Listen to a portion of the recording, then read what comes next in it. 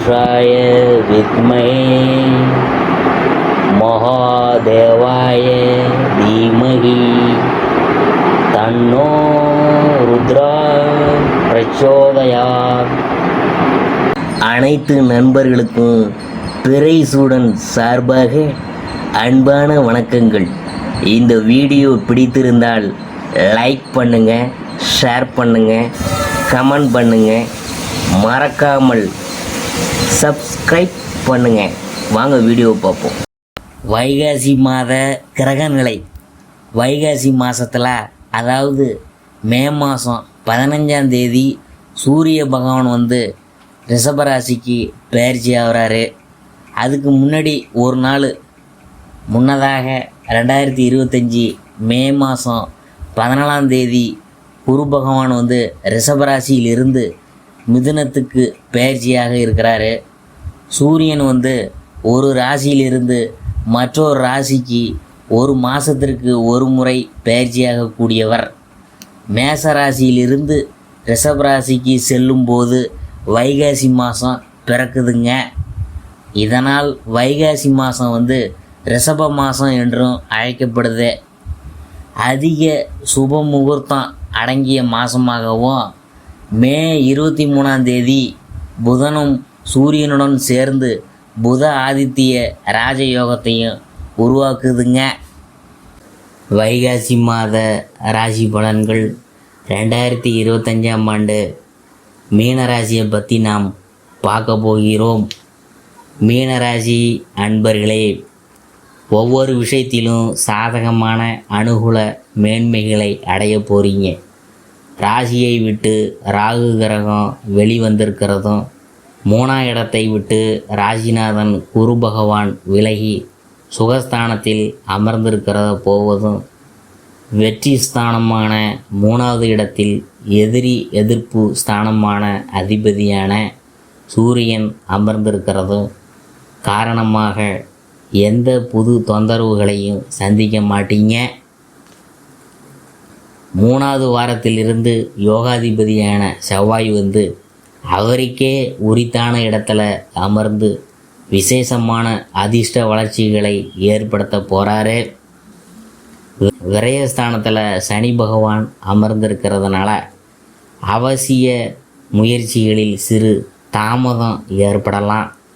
உங்கள் ராசிக்கு சுக்கிரன் 17 தினங்கள் வரை அமர்ந்திருக்க போகிறாரு. இதனாலும் ஏகப்பட்ட அனுகூலமான மாற்றங்களை உண்டாக்கப் போகின்றன கிரகங்கள்.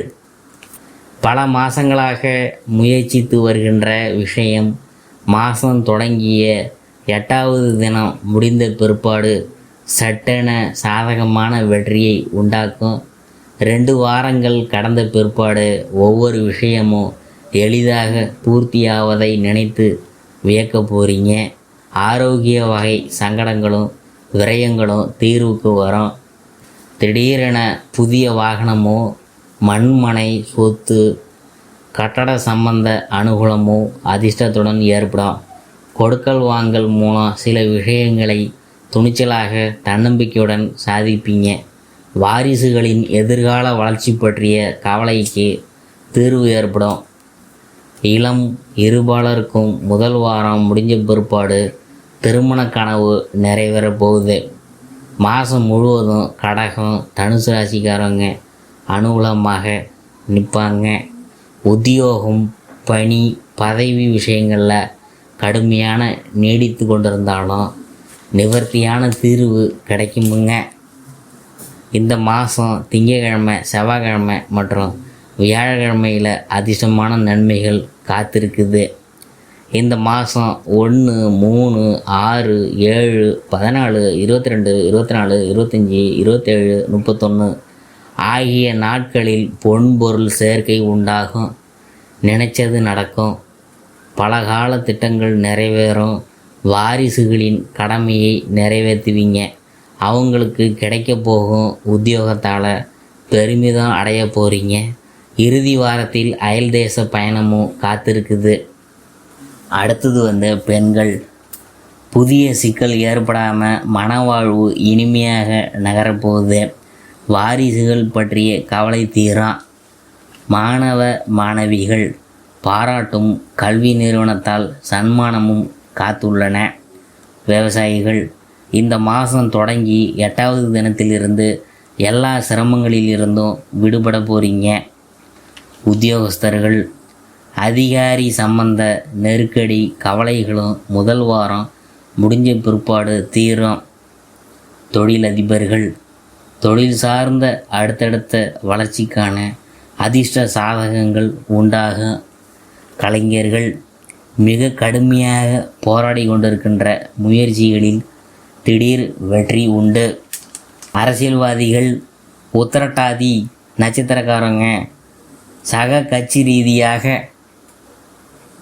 ஒரு சில தொந்தரவுகள்லாம் உங்களுக்கு கொடுத்துருப்பாங்க.